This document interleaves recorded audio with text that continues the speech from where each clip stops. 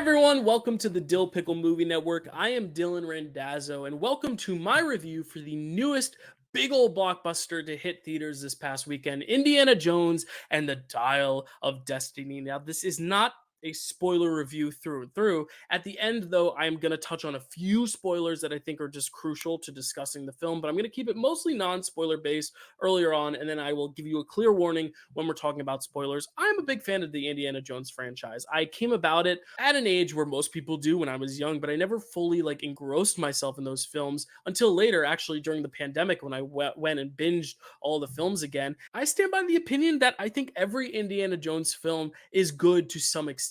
Some are better than others. Some have elements that drag them down below others, but ultimately, I just love living in this world with this character, going on these adventures. Indiana Jones films themselves kind of harken back to these old serials that would play before movies, these short little adventure stories, these little genre films, these little genre pictures that would be placed before full-length movies. There was an episodic nature to them, but they were always thrilling. They were always adventurous, and that's what the Indiana Jones films are. They're thrilling, they're adventurous. Even the ones that people don't like as much, like Temple of Doom, has its issues, especially with some of its cultural depictions of certain people in the film, but I do think ultimately the adventure and the thrill is really, really awesome there. I know Kingdom of the Crystal Skull especially gets a lot of hate, but I actually am a big fan of that film, and I know that immediately lost me some viewers and lost me some likes, and that's okay. But if you want to hear me go in depth talking about Crystal Skull, you can check out my episode of Framework that is actually airing tonight, where myself and Matt Chapman are going to be doing an episode talking about Indiana Jones and the Kingdom of the Crystal Skull and determining if it actually is a bad movie,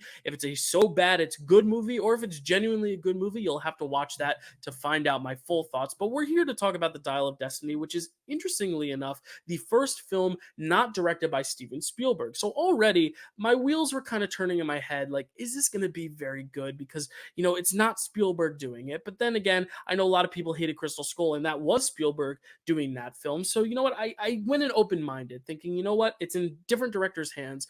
But then when I saw who was taking the helm as director, when the news was announced that it was going to be James Mangold, I got very excited because I love James Mangold. I love Walk the Line. I love Logan. I really like Ford versus Ferrari. So I was really optimistic about James Mangold taking the reins. Obviously, it wasn't going to have the same charm as Spielberg, but it was going to have its own charm. I think Indiana Jones and the Dial of Destiny is a film that very much deals with aging and perspective and looking back and dealing with time and reflection in a way that Logan does, to where I thought James Mangold was really a good fit. Even not knowing the story of this film, I knew the film was going to be relatively about Indy in his old age, because they weren't hiding the fact that Harrison Ford was going to be playing him at this older age. So I was definitely optimistic about James Mangold taking the helm. And I will say, this film definitely follows my whole overall impression of the Indiana Jones franchise and the fact that I am a fan of it. I really did enjoy this film. I especially enjoyed the moments of reflection, those moments where Indy gets a look back. It's essentially Harrison Ford in a meta way, looking back at his own career as well. We saw this with Han Solo in The Force Awakens. We saw it with Deckard in Blade Runner 2049. It's really interesting to see Harrison Ford in this older phase of his life, reflecting as these characters, kind of looking back at their legacies and what they built their legacies upon, and these characters have built their legacies upon. And I think that stuff this film does very well. Where I think this film is slightly held back is, sadly, one of the big selling points for me, which was James Mangold's direction. Now, I think James Mangold is still a really good director, but I think, especially considering that this is the first film in this franchise released after Disney bought Lucasfilm and is distributing this film, this very much felt like the studio was making a legacy sequel to honor this franchise, honor these characters, more so than James Mangold putting his stamp on the Indiana Jones franchise. And sometimes a director having so much hands-on action can sometimes be a detriment to a film if the style doesn't actually fit the context of the story. But in this sense, I would have appreciated a little bit more individuality in the direction. I wanted a few more of those James Mangold trademarks, to where I really couldn't pinpoint a certain moment of this film and say, that's a James Mangold moment, or that is definitely something that James Mangold did and only he could do, in the way that Spielberg did. And those are giant shoes to fill. But the magic of the first four films is that every frame of those films feels like Spielberg. Even when he's experimenting experimenting with the CGI stuff in Crystal Skull. It feels authentically Spielberg, to where here it doesn't feel authentically mangled as much as it just feels like a Lucasfilm legacy sequel. And you know what? That may not be necessarily a huge detriment for some people. Some people are looking for it for the story and for the performances, but for me, I was really going into it looking for this sense of style. And while it does have style, it doesn't have unique style in the way that Spielberg did. So that was one of my qualms. And I still like James Mangold as a director. I still trust everything he does going forward, but this felt a little bit more director for hire than it did this director having this vision and bringing it to life. And I would have liked for it to play a little bit more with the visuals and with the inventiveness of the visuals. I think the CGI, especially for the de-aging, is impressive, which I was a little worried about considering how much of the film is de-aged. There are two pretty big prolonged flashback sequences that have this de-aging technology, but I think in an effort to make the de-aging look less jarring, a lot of the scenes, especially the flashbacks, were set with very dim lighting, and that kind of continued on to the older Indy stuff too, because admittedly Harrison Ford can't do all the stunts full out and isn't able to do as much as he was able to do when he was younger. That's just natural when you grow up and grow older. But I think rather than trying to adjust everything to his level, they still have Indy go on these like really big extravagant adventures and to partake in some pretty extravagant set pieces, but because they're using stunt doubles, they will either mask the characters completely. Like there's a whole underwater sequence where Indy's wearing like a scuba mask the entire time, and all the characters are wearing scuba masks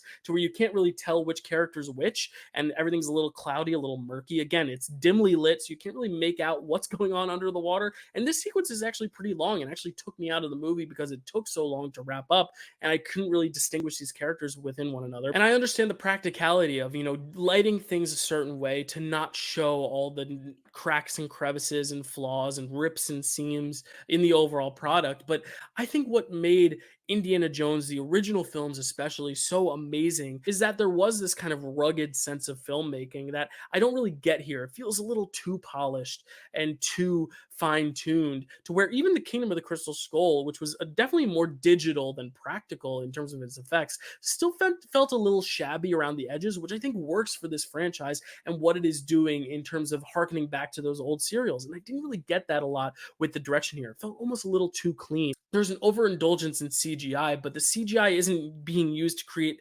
aliens per se, like it was in Kingdom of the Crystal Skull, but to create full backgrounds and full environments that I just felt like could have been done practically. And it just felt like it was cut for cost or used in a way of aiding Harrison Ford in his older age and trying to make more realistic action sequences. I don't know. I had a little bit of a problem with the overall visual landscape of the film, but I don't want to take away too much from this film because I did really enjoy bits and pieces. Like I said, I enjoyed the concept of mortality and growing older and reflecting on life, like I mentioned. And I think this film is strongest when it's not at its most extreme in its action. I think it's strongest when it's these characters kind of talking with one another and having these really emotional conversations. There's a scene with Phoebe Waller-Bridge's character and Indy. She plays his goddaughter, and there's a really great conversation on a boat that really made me quite emotional. If you could achieve this thing, what would you do? What would you change? And I think that's really, really interesting, really introspective. As for the story itself, this idea of realism and realisticness, and I know this is a qualm that people had with Kingdom of the Crystal Skull, and people are definitely going to have with this film. I talked a lot about the visuals and how they just don't feel as natural or as lived in. But just from a plain story perspective, what does realism mean? And because these films are based on these serial films, I don't think there needs to be this marriage of realism in these movies. I think these movies can afford to go a little otherworldly, like they did in Crystal Skull, like they've been doing from the very beginning. I mean, Raiders of the Lost Ark, those Nazis were melted basically, in very supernatural ways. Temple of Doom, they're pulling hearts out of chests. In Last Crusade, there is a holy grail that also kind of melts people if they choose the wrong cup. And in Crystal Skull, of course, there are aliens. This film franchise has never kind of abided by realism as a rule. It sets its own rules and it follows them pretty successfully. And I think this is another film where I could see people leaving the theater and being like, that wasn't realistic. That can't happen. But in the context of this world and the inspirations behind this franchise, I think it makes plausible sense, especially the central dial of destiny and what it means. Now, I'm not going to get into what the dial of destiny is because I think that is a pretty big spoiler, even though I think from the trailers and just the idea of it being a dial of destiny and what that could mean and theorizing and all that, actually on draft day, myself, Matt Chapman, JD, Chad, we all kind of correctly theorized what that dial would be and what this film would lead to, especially in the third act. We kind of predicted what it would be about. I don't want to say it out loud because I don't want to ruin anyone who hasn't seen the trailer. Correct. Yeah. Correct. I think that there's an understanding just based on even the title, what you're saying here. Not going to say what it is, but I'm just saying it's going to be. If it is, that's a pretty cool idea. Yeah. Hey, I mean, Harry Potter did it. Avengers did it. I mean, they all have done it. So we'll see. But I don't think that necessarily hurts the film. Again, this film franchise has never been about realism. It's been about living within the world that is created by the creators. And I actually think the third act is probably my favorite act of the film because, like I said, the second act kind of gets bogged down in these sequences that just feel like they're buying more time, to where the third act I think gets right to the point and actually could have afforded a little more time to explore their surroundings in the third act. But I really do think the film starts off so strong with a really interesting prologue, continues on in a pretty satisfying way, but then ends really strong as well. And I think it's because of what this dial of destiny is and where the story goes from there. And the rest of my criticisms of the film, both positively and negatively, have to do with spoilers. So that's where I'm going to end it with the non-spoiler talk. I do like it though. I think there are a lot of strengths to this film. I think visually and directorially, it could have been a little bit stronger, but I think the story is overall really satisfying. The set pieces, most of the action is very entertaining, especially the opening action set piece. And I think the third act has some really cathartic moments that any fan of the franchise will find very heartwarming. I think people are going to be very touched by how this sends off this character in a very satisfying way. So I do recommend this film. It's not the best indie film. In fact, it may be my least favorite only because I've seen it once and I've been able to marinate on the other ones, but I don't think it's bad. I think there has never been a bad indie film. And I think this is an example of a film that takes some big swings, doesn't always work, but all in all is a fun ride.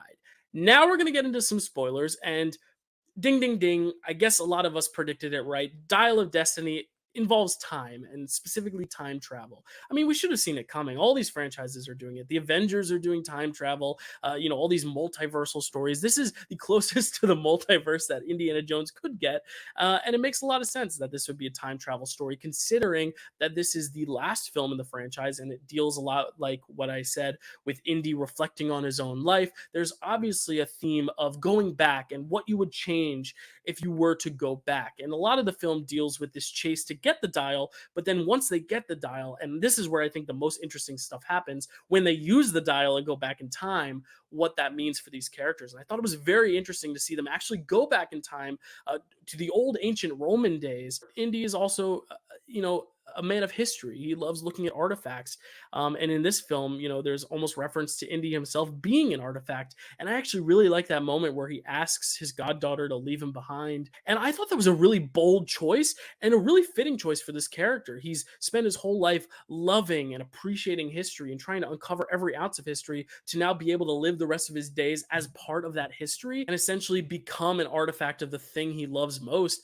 I thought that was a really intriguing, perplexing, emotional ending. But then Phoebe Waller-Bridge knocks him out, and then he wakes up in the present day. But the difference is that she has gone to Karen Allen's character, to Marion, and kind of explained that, Indy's back. You see her come back into his life, and it's a really emotional finale. It's really interesting because I'm torn, because I really love the idea of Indy kind of just staying behind and that kind of poetic nature to that story, but also the ending where he is happy with Marion again is also very satisfying, especially for nostalgia's sake, for someone who loves this franchise. So I honestly think the film had a problem because it had two really good endings. The filmmakers themselves had to decide, well, which ending do we want to go with? And I think they kind of had their cake and ate it too in that way, to where, maybe they should have just stuck with this ending versus that one. But I think both endings we get are very satisfying, whether he were to stay in the past or come back to the future and live the rest of his life with Marion. I think both stories would have been ultimately very satisfying, and both pretty bold choices nonetheless. And like I said earlier, with realism, I couldn't really specifically say time travel in the non spoiler part, but I really think time travel isn't any weirder or crazier than Nazis' faces melting because of this arc, or like I said, aliens and Crystal Skull. Like, there's always been this otherworldly nature to these stories to where I didn't mind time travel in itself as a construct. I think that was actually a really interesting way to continue the story, in a really fun, playful way to pay homage to these serials while also being distinct and unique in this own universe. Like I said, I don't think this is my favorite indie film. In fact, it may even be my least favorite, but that's not to say it's bad. I think the reason I don't like it as much as the others is because I think Spielberg had a better grasp visually and aesthetically on the franchise. I think he took bigger swings in how to tell the story, but I think the actual story being told here is solid. It just could have used a little more fine tuning in the actual execution. I think there are some set pieces I really like. The whole beginning set piece, it almost feels like a finale set piece, but it's the first thing to kick off the movie. And I think it's a really fun way to kick off the film. And then the very next set piece is the one where he's riding a horse through a subway station. I mean, that is so inventive and so creative and so inspired. I think that's a little bit of a problem with this movie, is that the two best set pieces are right at the beginning. You have one followed by the other, and then the rest of it kind of tapers out. But I still think it's engaging. Still think it's exciting. I don't think the kid is a particularly great actor either, which kind of, dulls down some of the film itself as well. But ultimately, I think everyone here is doing a good job with their roles. I think Phoebe Waller-Bridge is really charismatic, is really good in this role. I think Toby Jones is great. I think Antonio Banderas, for his short amount of time, I guess he's needed for the plot, but does he add a ton? Maybe not, but he's great as an actor. And then Mads Mikkelsen, I think he's an amazing villain in everything he does, even the worst movies he's in, like the Fantastic Beast movie or Doctor Strange, which aren't bad movies, but they're some of his lesser movies. He's still great in them, and I think he plays a great villain here as well. There's probably a lot more to dig into and chew into, but I did just see this movie and wanted to get my review out there, because also I have a frame wreck episode for Crystal Skull coming out tonight, so I just wanted to get my thoughts out there. But what did you think of this film? Let me know down below in the comments what you thought of this film. Did you like the visual presentation of things, or did it also dull things down for you? And did you like the story? Did you like the big swings towards sci-fi and towards otherworldly surrealism that this film took? Because I definitely enjoyed it. I definitely recommend this, even if it isn't my favorite indie movie. I think if you're a fan of the indie movies, I think you're going to have a lot of fun with this one. Thank you so much for watching. I'll see you next time.